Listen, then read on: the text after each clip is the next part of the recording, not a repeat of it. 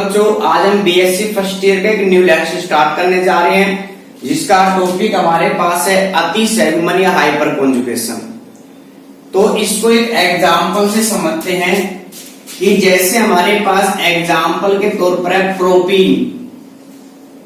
Propene है और इसकी स्ट्रक्चर होगी C single bond CH double bond CH2 और इस कार्बन के पास 3 हाइड्रोजन है, 1 हाइड्रोजन 2 हाइड्रोजन 3 हाइड्रोजन।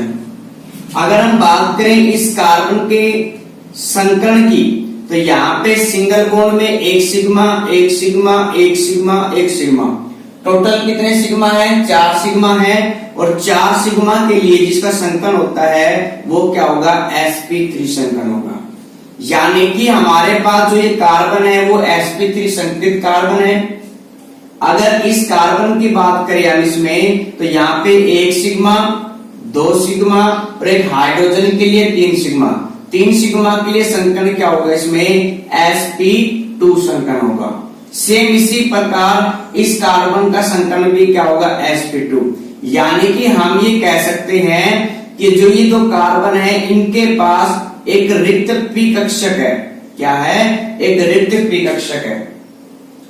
तो बच्चों इसमें क्या होता है कि जो कार्बन और ये जो हाइड्रोजन, जो sp3 संकरित कार्बन और हाइड्रोजन के जो ये सिग्मा बंध के इलेक्ट्रॉन होते हैं, ये क्या करते हैं? गति करते हैं, या हम ये कह सकते हैं कि ये ओवरलैप करते हैं। और किसके साथ करते हैं? पी कक्षकों के साथ। यानी कि हम ये कह सकते हैं कि sp3 संकरित कक्षकों के, sp3 संकरित कार्बन के जो सिग्मा बंध के इलेक्ट्रॉन, सिग्मा बंध का कौन सा? इसमें CH बंध वाला सिग्मा बंध के इलेक्ट्रॉन रिक्त पी कक्षकों के साथ क्या होते हैं? अति व्यापित होते हैं। और इस अति व्यापन की घटना को ही क्या कहते हैं? अतिसंयुग्मन कहते हैं। रिपीट कर रहा हूं बच्चों, सुनो ध्यान से कि sp3 संकरित कार्बन के सिग्मा बंध के इलेक्ट्रॉन, यानी कि CH बंध के जो इलेक्ट्रॉन हैं वो रिक्त पी कक्षक या वो अर्धपूरित भी हो सकते हैं। रिक्त पी कक्षक या अर्धपूरित पी कक्षक या जो पाई बंध है उसके साथ क्या होते हैं? ये अति व्यापित होते हैं। और इस अति व्यापन की घटना को ही क्या कहते हैं? अतिसंयुग्मन कहते हैं।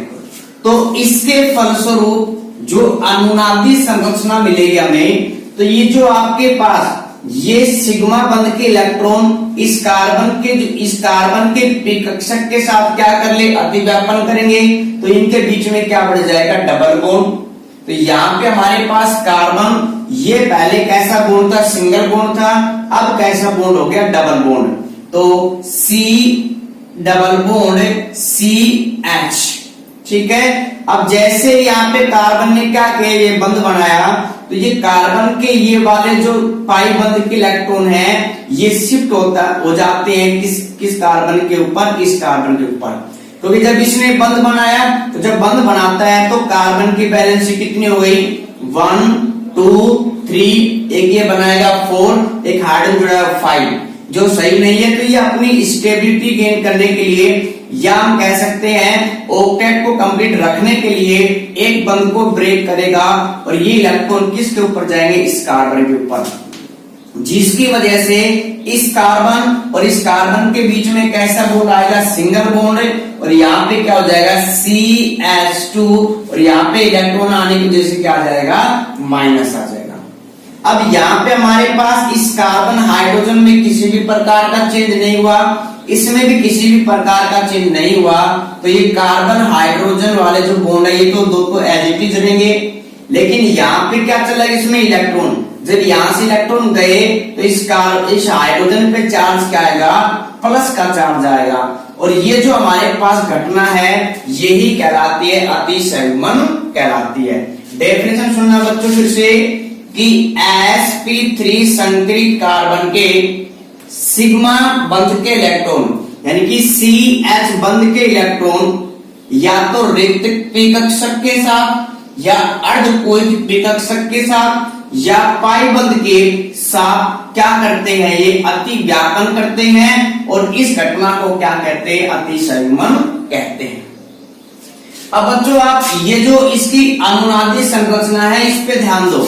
देखो यहाँ पे हमारे पास जो कार्बन है और ये हाइड्रोजन अभी भी उपस्थित है, बाहर नहीं गया है, ये अभी भी वही उपस्थित है और इस अनुनादी संरचना में कार्बन और हाइड्रोजन के बीच में किसी भी प्रकार का बंध नहीं पाया जाता है। तो बच्चों यहां से इससे पहले वाले टॉपिक में आपने पढ़ा था कि अनुनाद, तो अनुनाद में भी क्या कर रहे थे, इलेक्ट्रॉन गति कर रहे थे पाई बंध की। यहाँ पे सिग्मा बंध की कर रहे हैं और ये पाई बंध की भी कर रहे हैं इसमें। लेकिन यहाँ पे इंपोर्टेंट जो बात आपको समझनी है कि ये जो हाइड्रोजन है ये बाहर नहीं जाता है, ये H+ आयन के रूप में उपस्थित होता है। तो यहाँ पे जो घटना है ये बिल्कुल रेजोनेंस की तरह, अनुनाद की तरह ही हो रही है, लेकिन यहाँ पे कार्बन और हाइड्रोजन के बीच में किसी भी प्रकार का बंध नहीं है। तो इसीलिए इसको क्या कहते हैं,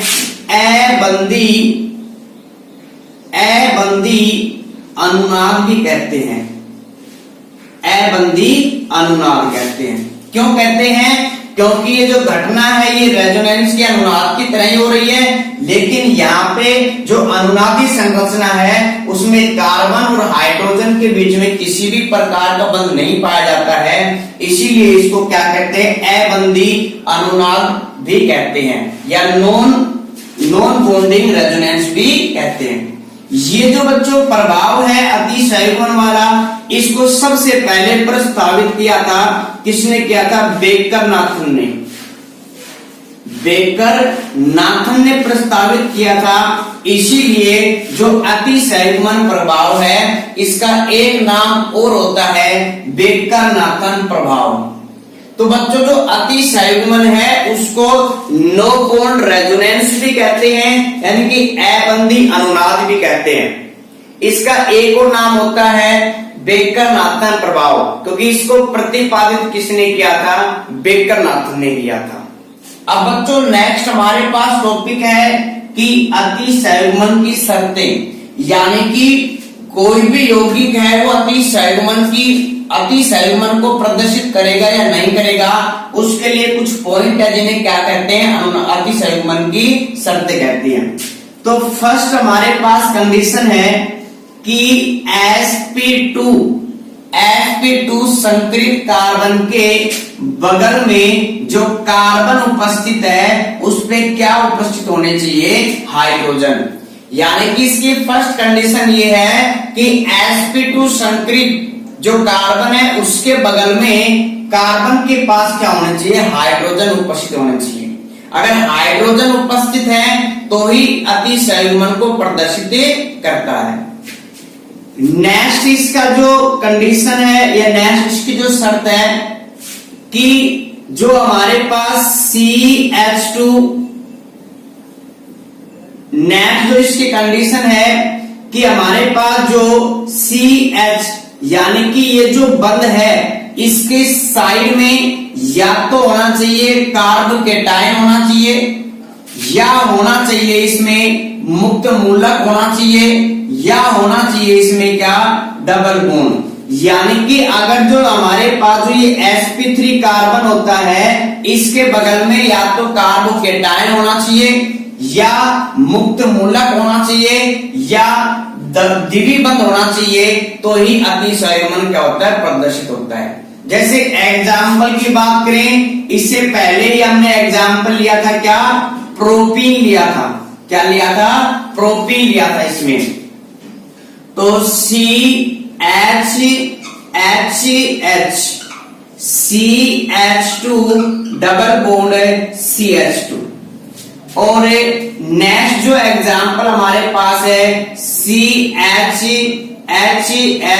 और सिंगल बॉन्ड CH2 और ये क्या आ गया हमारे पास, प्लस आ गया। तो यहाँ पे हमारे पास जो ये कार्बन है ये तो sp3 संकरित है और अतिसंयुग्मन में भाग कौन ले रहे हैं, ये सिग्मा बंध के इलेक्ट्रॉन। तो यहां से हमारे पास जो ये कार्बन है वो कैसा है, sp2 संकरित है। तो यहाँ पे अनुनाद पाया जाएगा। या तो आप इस कंडीशन पे देख सकते हो इसमें, या आप ये भी कह सकते हो कि जो आपके पास ये CH2 यानी कि कार्बन कार्बन के बीच में क्या है, डबल बॉन्ड है, और उसके बगल में क्या प्रेजेंट है इसमें, CH1। तो ये जो हमारे पास कार्बन कार्बन का जो बीच का डबल बॉन्ड है, ये एक क्रियात्मक समूह की तरह भी कार्य करता है। जैसे आपने 12th में पढ़ा था अल्कोहल, फिनोल, एल्डिहाइड, तो वो क्रियात्मक समूह है। इसी प्रकार जो आपके पास डबल बॉन्ड है वो भी क्या होता है, क्रियात्मक समूह। तो ये आपने बेसिक में पढ़ा था कि फंक्शनल ग्रुप जिस कार्बन से जुड़ा होता है वो कार्बन क्या कहलाता है, अल्फा कार्बन। क्या कहलाता है, अल्फा कार्बन। और इस कार्बन के पास जितने भी हाइड्रोजन होंगे वो क्या कहलाएंगे, अल्फा हाइड्रोजन। तो बच्चों इसका एक रूल और हो सकता, तो बच्चों इसका एक रूल और तरह से बना सकते हैं कि जो आपके पास CH2 डबल बॉन्ड यानी कि जो एल्कीन के बगल में जो अल्फा कार्बन है, क्या है, अल्फा कार्बन है, उस अल्फा कार्बन पे जितने ज्यादा अल्फा हाइड्रोजन होंगे उसकी उतनी ज्यादा क्या बनते हैं, अनुनादी संरचनाएं। जैसे एग्जाम्पल के तौर पर अगर हम बात करें, सबसे पहले अति संयुग्मन में ये बंध के इलेक्ट्रॉन काम करते इसमें, तो जो आपको अनुनादी स्ट्रक्चर मिलेगी इसमें C, इस हाइड्रोजन और कार्बन के बीच में किसी भी प्रकार का बंध नहीं होगा, यहाँ पे इनमें कोई परिवर्तन नहीं हुआ है, तो ये HH डबल बॉन्ड हो जाएगा, CH सिंगल बॉन्ड है और CH2 माइनस। तो इसकी एक अनुनादी संरचना बनेगी इसमें। जिस प्रकार इस CH के ये जो सिग्मा बंध है इलेक्ट्रॉन में भाग लिया है, उसी प्रकार ये भी तो भाग ले सकते हैं। तो अगर ये इलेक्ट्रॉन भाग लेगा इसमें सिग्मा बंध के, तो यहाँ पे एक अनुनादी संरचना और बनेगी, H CH प्लस H और double bond CH single bond CH2 minus. अगर अति संयुग्मन में ये सिग्मा बंध के इलेक्ट्रॉन भाग लेते हैं तो यहाँ पे जो बंध है वो उपस्थित नहीं होगा, यानी कि इस कार्बन के पास कितने अल्फा हाइड्रोजन है, 3 अल्फा हाइड्रोजन है, तो इसकी अनुनादी संरचनाएं भी कितनी बनेगी, 3। एक में जो नेक्स्ट जो अनुनादी संरचना बनेगी उसमें इस कार्बन का और हाइड्रोजन के बीच में किसी भी प्रकार का बंध नहीं होगा। तो यहां से बच्चों हम ये कह सकते हैं इसमें कि जो हमारे पास sp3 संकरित कार्बन है उसके बगल में या तो क्या होना चाहिए इसमें कार्बोकेटायन, या होना चाहिए इसमें मुक्त मूलक, या होना चाहिए क्या इसमें एल्कीन, डबल बॉन्ड होना चाहिए इसमें। अब इस कार्बोकेटायन का एग्जांपल लेते हैं इसमें, फिर से देखो, तो यहां से हमारे पास क्या है, ये सिग्मा बंध के इलेक्ट्रॉन, ये इसके रिक्त p कक्षक के साथ क्या करेंगे, ओवरलैप करेंगे, तो ये इलेक्ट्रॉन कहां चले जाएंगे, यहाँ पे। तो इसकी जो अनुनादी संरचना है वो क्या बनेगी, कार्बन है, इस कार्बन और कार्बन के बीच में क्या बन जाएगा, डबल बॉन्ड इसमें, तो डबल बॉन्ड CH2।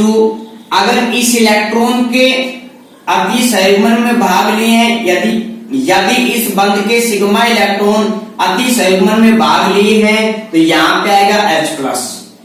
अगर यहाँ पे लिए हैं यहाँ पे आएगा H+। अगर ये हाइड्रोजन वाले लिए हैं तो भी क्या आएगा यहाँ पे H+। तो यहाँ पे हमने एग्जाम्पल के लिए इन इलेक्ट्रॉन को देखा इसमें, तो ये क्या बन गई, इसकी अति संयुग्मन की अनुनादी संरचना इसमें। तो बच्चों इसी प्रकार हमारे पास मुक्त मूलक भी हो सकता है कि अगर मुक्त मूलक प्रेजेंट है, जैसे एग्जाम्पल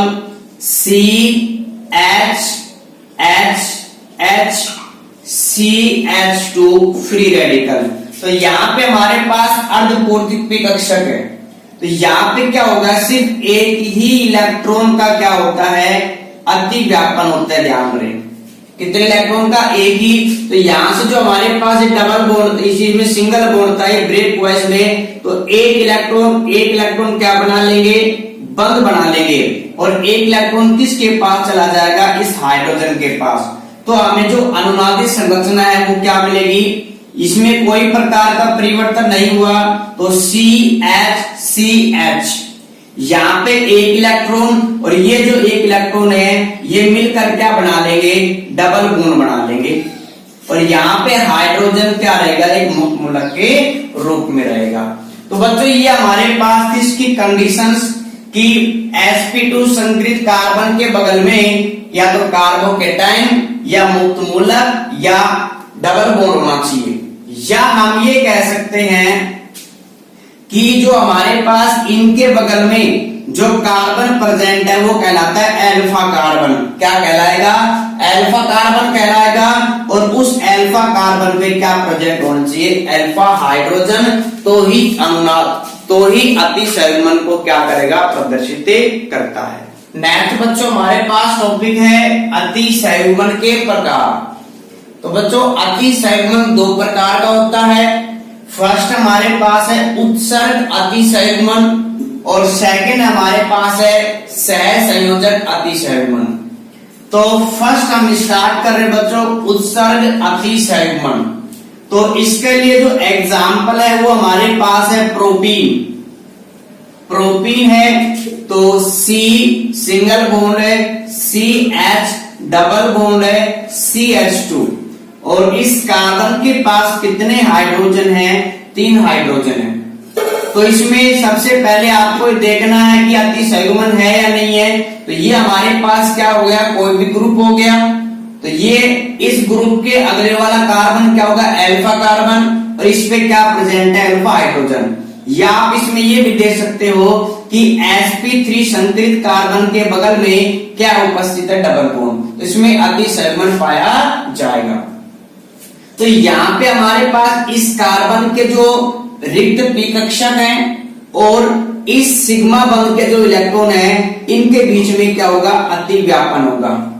तो जिसके फलस्वरूप जो अनुनादित संरचना बनेगी उसमें इस हाइड्रोजन पे क्या आएगा, प्लस का चार्ज, और इस कार्बन के बीच में क्या बढ़ जाएगा, डबल बॉन्ड। तो इसकी वैलेंसी अधिक हो गई। जब ये वैलेंसी को फिर से सेटिस्फाई करने के लिए एक बंध को क्या करता है, ब्रेक कर देता है। तो इसकी क्या जो अनुनादित संरचना हमारे पास है HCH डबल बॉन्ड है, CH सिंगल बॉन्ड है, CH2 माइनस। ठीक है, ये इलेक्ट्रॉन अगर इस कार्बन पे गए तो चार्ज क्या आया, माइनस का। अब इस जो हाइड्रोजन के इलेक्ट्रॉन वो नीचे आ चुके हैं, तो ये जो हाइड्रोजन है ये H+ के रूप में उपस्थित रहेगा। तो ये बच्चों हमारे पास है मुख्य संरचना है और ये हमारे पास है अनुनादी संरचना। तो बच्चों आप ये देख रहे हो कि मुख्य संरचना में किसी भी प्रकार का आवेश नहीं है, और जो इसकी अनुनादी संरचना है उस पे हाइड्रोजन पे प्लस का चार्ज है और कार्बन पे चार्ज क्या है, माइनस का।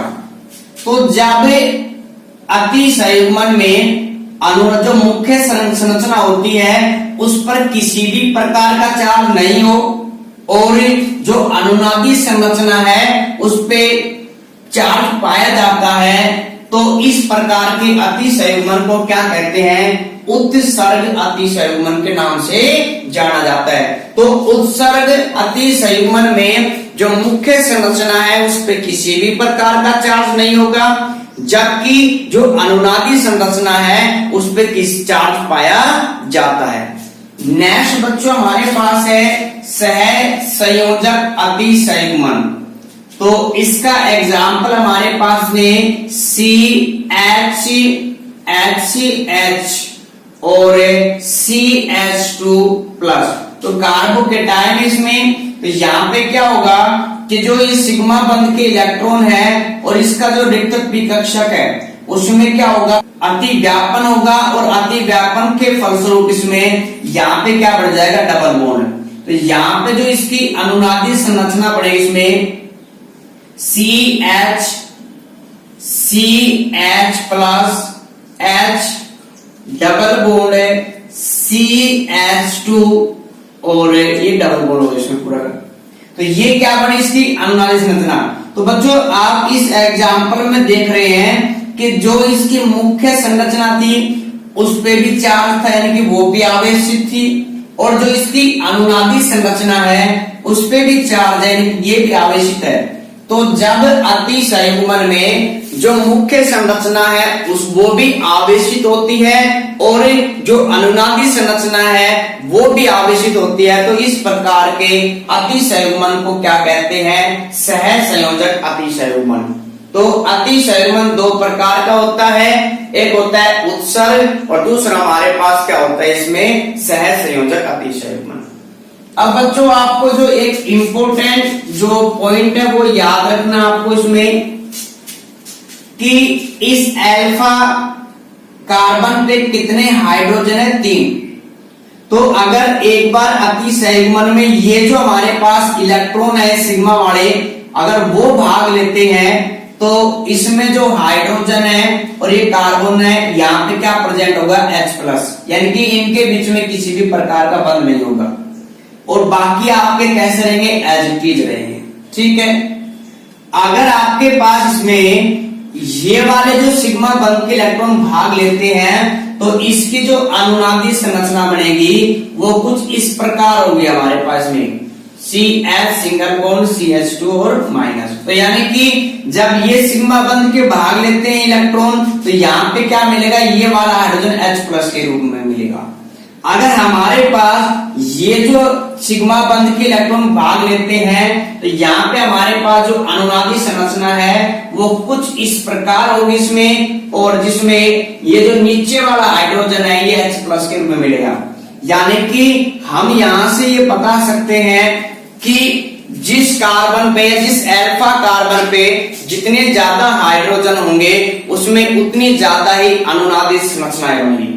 अब एक इंपॉर्टेंट पॉइंट और याद रखना है कि जिस कंपाउंड में जितने ज्यादा अल्फा हाइड्रोजन होंगे उतने ज्यादा उसकी अनुनादी संरचनाएं बनेगी, और जितने ज्यादा अनुनादी संरचनाएं बनेगी वो यौगिक उतना ही अधिक क्या होगा? स्थायी होगा। तो बच्चों नेक्स्ट टॉपिक हमारे पास है अतिसंयुग्मन के अनुप्रयोग। तो सबसे पहले आपको जो इंपॉर्टेंट पॉइंट याद रखना है वो हमारे पास ये है कि जिस यौगिक में जितने ज्यादा अल्फा हाइड्रोजन होंगे वो उसकी उतनी ज्यादा ही अनुनादी संरचनाएं बनेंगी, और जितनी ज्यादा अनुनादी संरचनाएं बनेगी वो यौगिक उतना ही अधिक क्या होगा? स्थायी होगा। तो सबसे पहले हम जो अनुप्रयोग है उसमें देखते हैं कि कार्ब धनायन का, यानी कि कार्ब केटायन का स्थायित्व की बात करते हैं। तो हमारे पास एग्जाम्पल है CH, CH, CH3 और प्लस, यानी कि ये हमारे पास है 1 डिग्री कार्बोकेटायन। सेकंड हमारे पास है 2 डिग्री कार्बोकेटायन प्लस, तो ये सेकंड हमारे पास है 2 डिग्री कार्बोकेटायन, और नेक्स्ट हमारे पास है 3 डिग्री कार्बोकेटायन।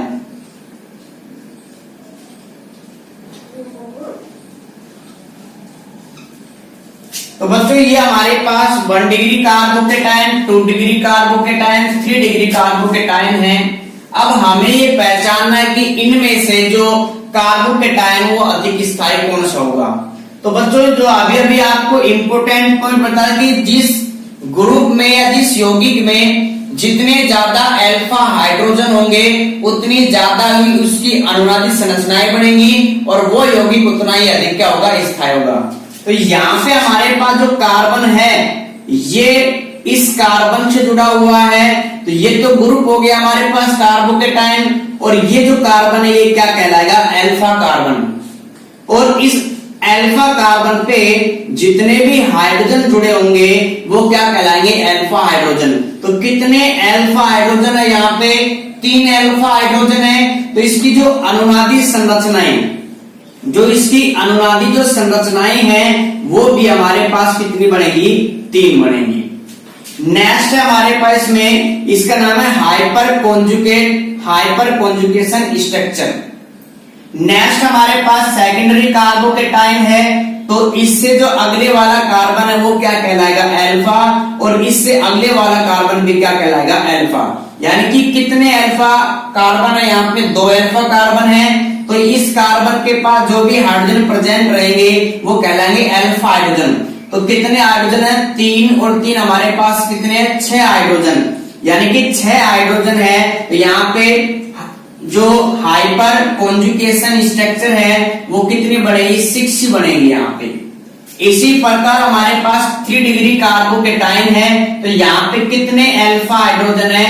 3 अल्फा हाइड्रोजन, तो 3 अल्फा कार्बन है और उनके ऊपर 3 हाइड्रोजन है अल्फा, तो 3 6 9, तो टोटल हाइपर कॉन्जुगेशन जो स्ट्रक्चर है वो कितनी बढ़ेगी? 9। तो यहाँ पे हमारे पास सबसे ज्यादा अल्फा हाइड्रोजन 3 डिग्री कार्बोकेटाइन में है, तो उसकी इसी वजह से उसकी ज्यादा से ज्यादा अनुनादी संरचनाएं बढ़ेंगी और वो यौगिक क्या होगा? उतना ही अधिक स्थायी होगा। तो यहाँ पे सबसे अधिक हमारे पास 3 डिग्री कार्बोकेटाइन में है, तो सबसे ज्यादा स्थायी कौन होगा? 3 डिग्री कार्बोकेटाइन, उसके बाद 2 डिग्री और उसके सबसे कम क्या होगा इसमें? 1 डिग्री कार्बोकेटाइन होगा। नेक्स्ट बच्चों हमारे पास है मुक्त मूलक का स्थायित्व।